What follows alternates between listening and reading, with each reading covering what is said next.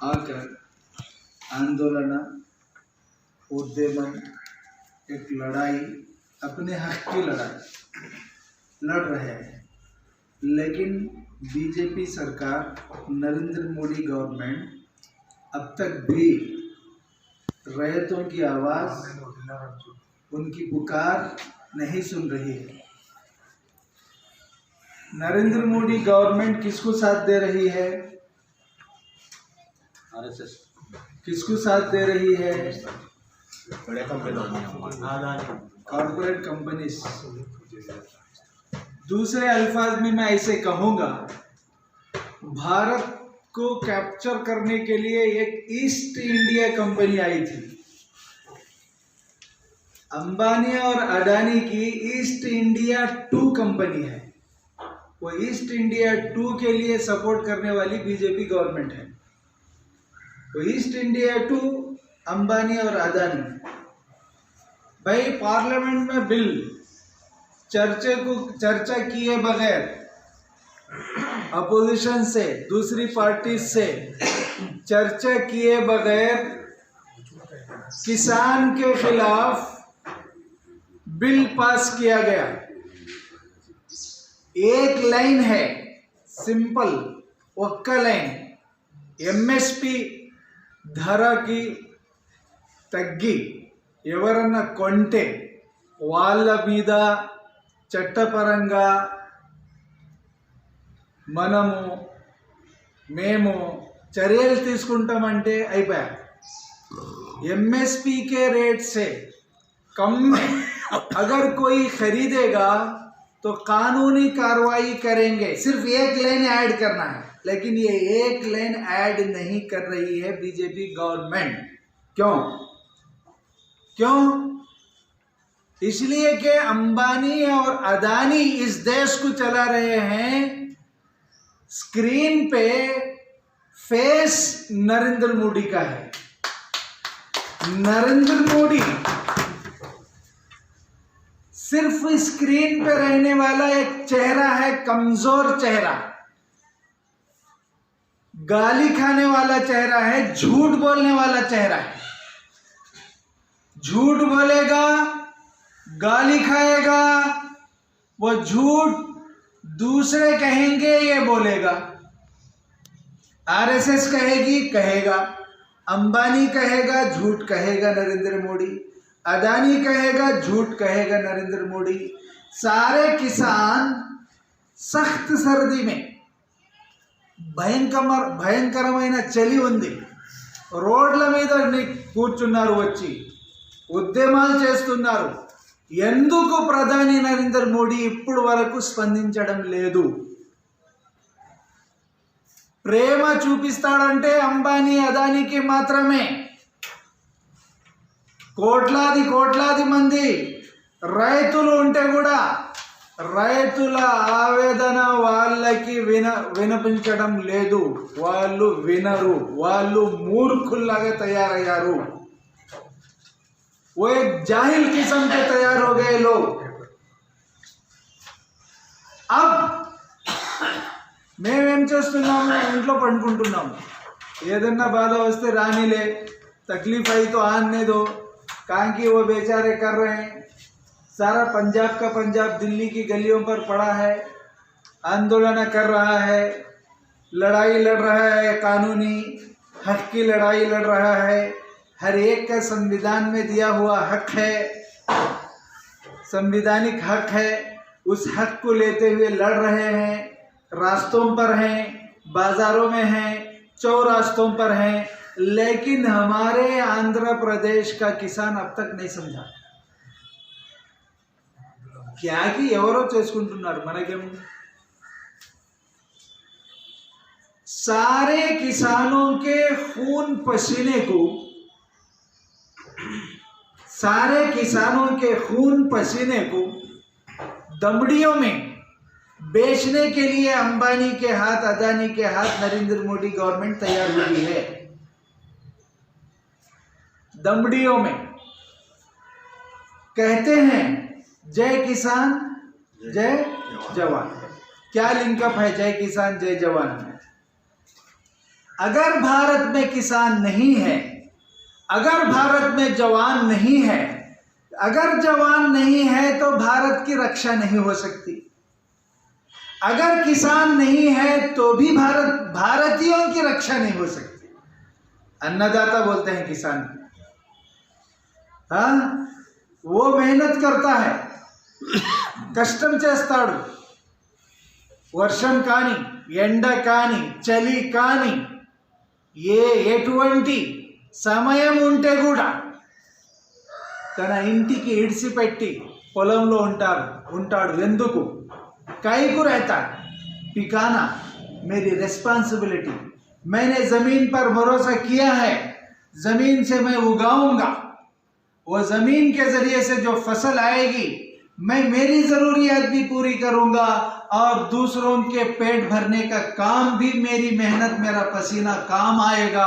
इसलिए किसान अपनी बीवी को, बच्चे को, घर को छोड़कर जाकर धूप, छांव, बारिश, ठंडी सब बर्दाश्त करते हुए अपने आप के जिस्म को कीचड़ में लथपथ करते हुए मेहनत करता है। लेकिन इसकी मेहनत को पांव के नीचे रखकर दबाने की कोशिश कर रहा है नरेंद्र मोदी।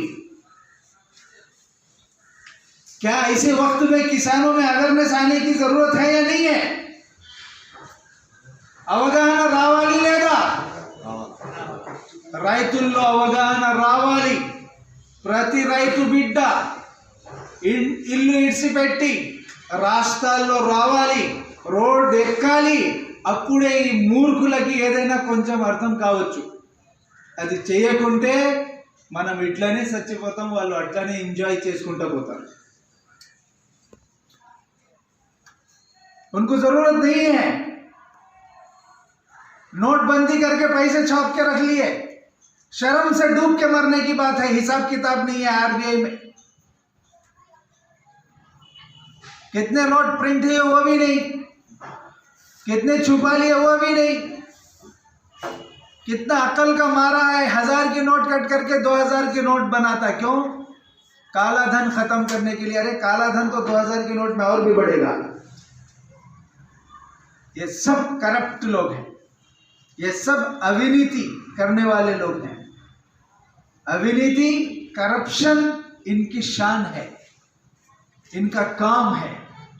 ये झूठे हैं, झूठ बोलते हैं और ज्यादा से ज्यादा हिंदू मुस्लिम लाकर खड़ा करते हैं. ప్రతి చోట హిందూ ముస్లిం. సరే ముస్లింకు పక్కన పెట్టండి, హిందువులకి ఏం ఉపయోగపడారు మీరు? హిందువుల ఏ డెవలప్మెంట్ చేశారు మీరు? ఏది డెవలప్మెంట్ లేదు.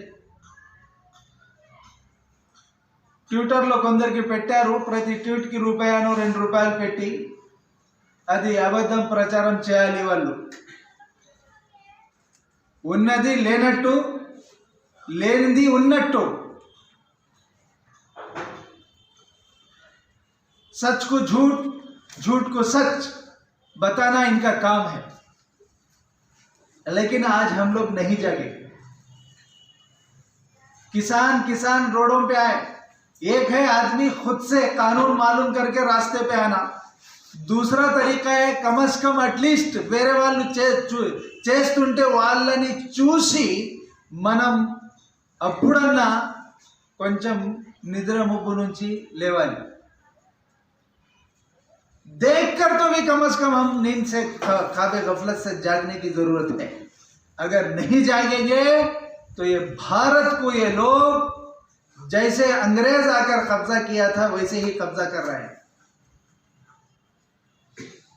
जुडिशरी भी इनके हाथ में चली जा रही है, चली गई है. जो व्यवस्था पे नम्मकम भरोसा पब्लिक को होना चाहिए, उस व्यवस्था से भी नम्मकम भरोसा बोलने की चीज पब्लिक के अंदर से उठ गया. कहीं भी जस्टिस, ఎక్కడ మనకు జస్టిస్ దొరకకుండా ఎక్కడ పోతాం మనం? కోర్ట్. అక్కడ కూడా జస్టిస్ జరగకుంటే ఊరి తీసుకొని చచ్చిపోతారు. అదే జరుగుతుంది భారతదేశంలో.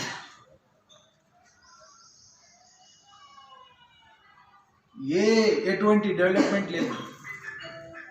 అరాచకాలు, అబద్ధాలు, మోసాలు, లంచాలు, ఇదే జరుగుతుంది మన భారతదేశంలో. దీని తప్ప ఏమి జరగడం లేదు. మన ముఖ్యమంత్రి గారు మాట తప్పను మడమ తిప్పను అని కుర్చీ దక్కేదాకా చేశారు. ఆ తర్వాత ఈ నల్ల చట్టం, ఇది నల్ల చట్టం, రైతాంగానికి వ్యతిరేక చట్టం ఇది. ఈ చట్టాన్ని ఎందుకు సపోర్ట్ చేశారు? వీళ్లకు రైతులు ఓట్లు వేసి, రైతు బిడ్డలు ఓట్లు వేసి గెలిపించి పార్లమెంట్కి పంపిస్తే మోడీ ఎట్లా చెప్తే అట్లా వాళ్ళు వంగి లొంగి సపోర్ట్ చేసి వచ్చి ఇక్కడ ఏదో న్యాయం చేసినట్టు డ్రామాలు, ఆటలు ఆడుతారు, నాటకాలు, డ్రామాలు చేస్తారు. क्या ख्याल है हम लोगों का, जागना है या नहीं जागना है? जागे बगैर कोई होता? अरे माँ भी बच्चे को दूध देना है तो बच्चा रोया तो माँ देती, అంతే కదా. ఒక తల్లి పాలు ఇవ్వాలంటే పిల్లని వాడు ఏడుస్తాడు. అప్పుడు తల్లికి అర్థమవుతుంది ఏదో ఆకలి ఉంది, ఇవ్వాల్సిందే. ఇంకా ఆమె మనం ఇంట్లో పండుకుంటే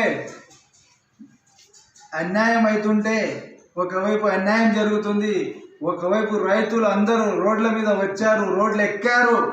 మనం ఇప్పుడు కూడా నిద్రలో ఉండి అట్లనే ఉండిపోతే ఎవ్వరు మన ఆకలిని తీరరు. हमारी भूख मिटना, हमें इंसाफ मिलना, మనకు న్యాయం జరగాలి, జస్టిస్ కావాలి అంటే నిరసనలు, దీక్షలు, రోడ్ల మీద ఎక్కాలి. లేకుంటే మనకు న్యాయం జరగదు. इसलिए एक वक्त ऐसा आया था कि एनआरसी के लिए सारे लोग मिलकर, हिंदू, मुस्लिम, सिख, ईसाई सब मिलकर लड़े थे.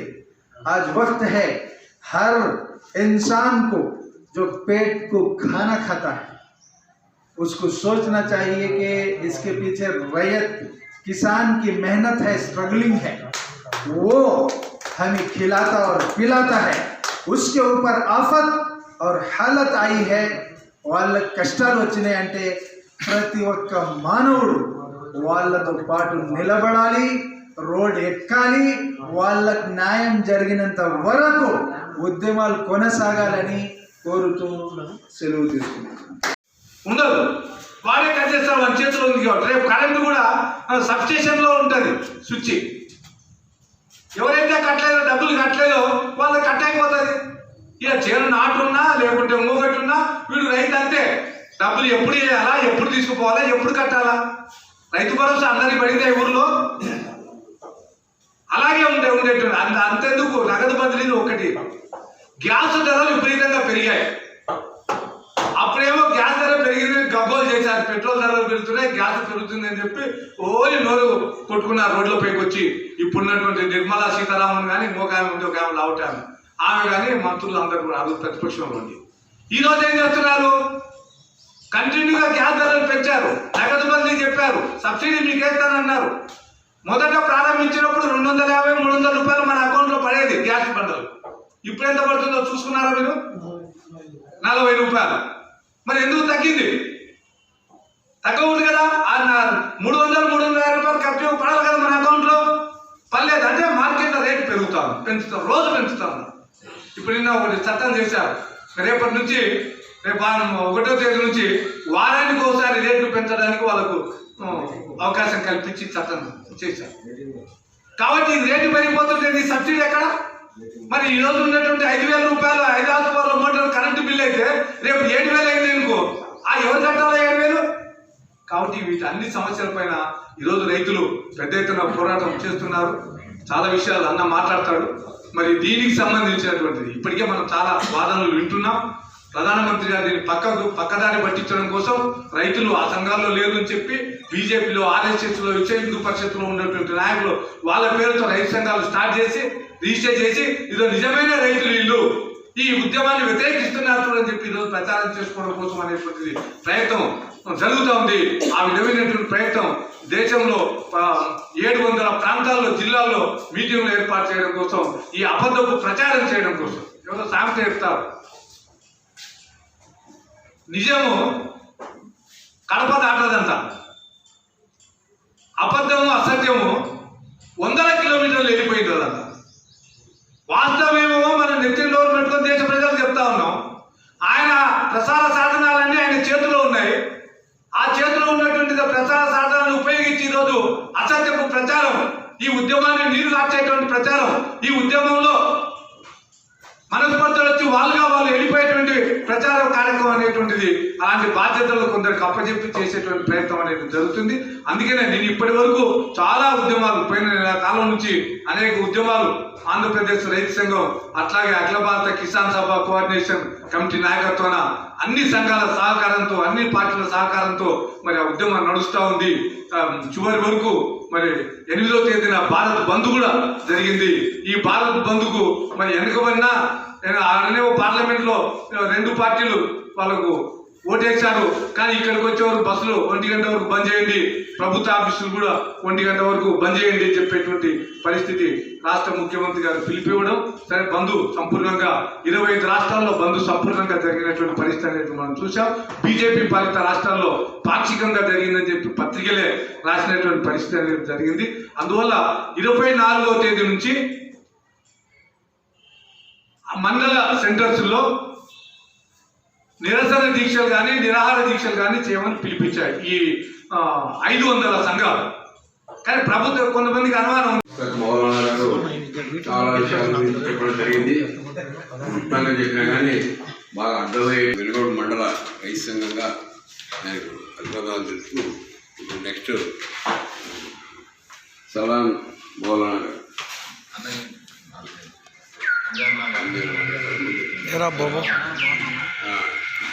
టీడీపీ దేశ కార్యదర్శి మన అబీర్ అబ్జా గారు మండల గారు ఏమనకపోతే ఇప్పుడు ఆనిముత్యాల లాంటి మాటలు ముక్తార్ గారు రాజశేఖర్ గారు మాట్లాడినారు.